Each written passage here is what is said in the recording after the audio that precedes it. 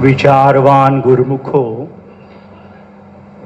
सम्मुख शोभायमान श्री श्री 108 श्री हुजूर सतगुरु देव जी महाराज के पावन दर्शन करते हुए प्रेम सहित बोलिए जयकारा। बोल मेरे श्री गुरु महाराज की जय। एक विचारवान लिखता है कि भक्ति और समुद्र दोनों ही गहरे हैं, लेकिन दोनों की गहराई में बहुत फर्क है, अंतर है। कि समुद्र की गहराई में इंसान डूब जाता है और भक्ति की गहराई में भव पार पहुंच जाता है। अब क्योंकि महापुरुषों की दृष्टि पारमार्थिक होती है और वे सभी का कल्याण चाहते हैं, तो वे ऐसा उपदेश देते हैं जिससे जीव आचरण करके भव सागर के पार पहुंच जाए। आप जानते ही हैं कि हर कार्य को करने का समय होता है,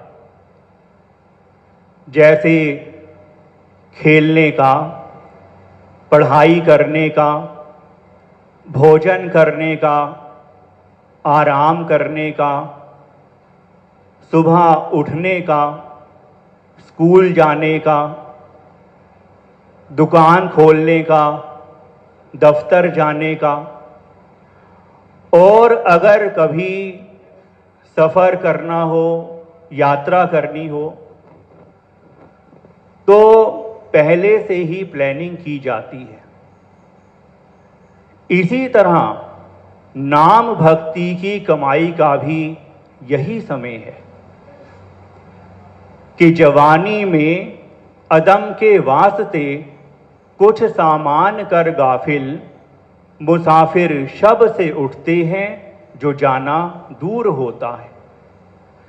कि जवानी में इसी समय में परलोक का सामान इकट्ठा कर लो, नाम भक्ति की कमाई कर लो, क्योंकि अगर किसी ने सुबह कहीं दूर जाना हो, सफ़र करना हो, यात्रा करनी हो, तो वह सूर्योदय से पहले जल्दी उठकर यात्रा की शुरुआत करता है। परम संत श्री कबीर साहब जी के वचन हैं कि जब लग जरा रोग नहीं आया, जब लग काल ग्रसी नहीं काया, जब लग बिकल भई नहीं बानी, भजले रे मन सारिग पानी। अब न भजस भजस कब भाई, आवे अंत न भजिया जाई। कि समय के रहते हुए, यानी कि जब तक शरीर स्वस्थ है, ये नहीं कह सकते कि वृद्धावस्था आएगी ही सही। कोई रोग घेर ले, वृद्धावस्था आए, तो महापुरुष फरमा रहे हैं कि यह भी जरूरी नहीं। जब श्वास पूरे हो जाते हैं तो जीव को इस लोक से गमन करना ही होता है। इसलिए यह बहुत ही प्रेम से, स्नेह से महापुरुष सभी को भाई कहकर समझा रहे हैं कि जब तक शरीर स्वस्थ है, मृत्यु नहीं आई, वाणी में शक्ति है, परमात्मा के नाम का सुमिरण कर लो, भजन कर लो। अगर अभी यह कार्य नहीं किया, जवानी में नहीं किया, तो फिर कब करोगे? क्योंकि अगर अभी से आदत नहीं बनाई और अगर वृद्धावस्था आ भी गई, तो भी उस समय यह कार्य नहीं हो सकेगा। इसलिए समझा रहे हैं कि अभी से नाम जपने की आदत बना लो। वरना अंत समय में यह कार्य नहीं हो सकेगा। इसी संदर्भ में एक प्रसंग इस तरह से है कि एक बार सत्पुरुष श्री गुरु नानक देव जी महाराज किसी गांव में एक पेड़ की छाया में विराजमान थे, भजन ध्यान में लीन थे। तो गौएं चराने वाला करीब 10 साल का एक बच्चा सुबह से उनके पावन दर्शन कर रहा था। जब दोपहर हो गई तो वह दूध से भरा हुआ एक गिलास लेकर श्री गुरु महाराज जी के नजदीक पहुंचा। गिलास सामने रखा, माथा टेका और बैठ गया। सहज स्वभाव ही श्री गुरु महाराज जी ने नेत्र खोले और मुस्कुराए। तो उस बच्चे ने दोनों हाथ जोड़कर बहुत ही विनम्रता से यह विनती की कि सच्चे पातशाह, मुझे काल से बहुत डर लगता है, आप मुझे बचा लो। तो श्री गुरु महाराज जी ने पूछा कि तुझे यह विचार कहां से मिला? तो उसने विनती की कि कुछ समय पहले गांव में लुटेरे आए और उन्होंने सभी का सामान लूट लिया। तो मुझे यह विचार आया कि जब कोई लुटेरों से अपना सामान ही ना बचा सका तो काल के हाथों में कैसे बचूंगा? इसलिए आप कृपा करके मुझे काल से बचा लें। उसकी विनती पर श्री गुरु महाराज जी बहुत प्रसन्न हुए। कृपा भरा अपना करकमल उसके सिर पर रखा और फरमाया कि तू है तो बच्चा, लेकिन तेरी बुद्धि बुजुर्गों वाली है, इसलिए आज हम तेरा नाम भाई बुड्ढा रखते हैं, तू सेवा कर। गुरुमुखो, भक्ति मार्ग में शुरुआत तो सेवा से ही होती है, फिर समय आने पर नाम की बख्शिश भी हो जाती है। बाबा बुड्ढा जी ने सतपुरुष श्री गुरु नानक देव जी महाराज पहली पातशाही जी महाराज के समय से छठी पातशाही सतपुरुष श्री गुरु हरगोविंद साहब जी महाराज के समय तक खूब हितचित से सेवा भी की और नाम की कमाई भी की, महापुरुषों की प्रसन्नता को पाया और मुक्ति पथ को भी प्राप्त कर लिया। गुरुमुखो, समय पर समय की कद्र हो जाना ही बड़ी बात है। वही कृपा हम सब पर हो चुकी है।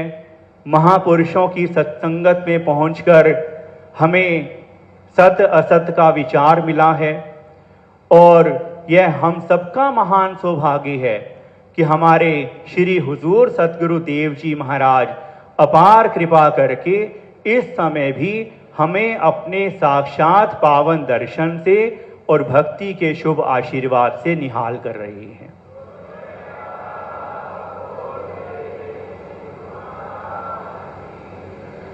समय तो सभी का बीत रहा है, बीतने में भी फर्क है। किसी का समय बीत रहा है और किसी का समय सत्पुरुषों की सत्संगत में भक्ति के नियमों की पालना करने में सफल हो रहा है। हमारे आदरणीय महात्मा जी श्रीमान महात्मा नित्य सुखानंद जी ने अपनी कविता जामा इंसानी में लिखा है कि जो गया सो वक्त हाथों से गया, अब जो बाकी है ना उसको यूं गवा, यादे हक में वक्त अपने को लगा, इस जन्म का है यही बस फायदा, ये जन्म यूं ही गंवाने का नहीं, वक्त फिर हाथ आने का नहीं।